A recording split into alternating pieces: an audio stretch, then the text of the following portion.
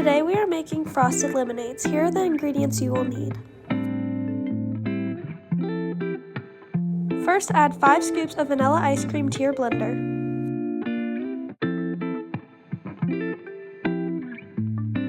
Then add around 3 cups of lemonade. Now it's time to blend.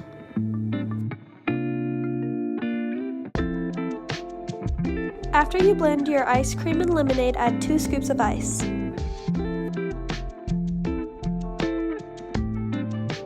Then blend it again.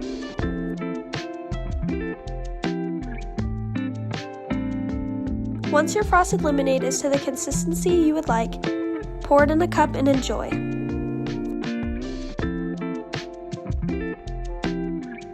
Okay, we are trying our frosted lemonade.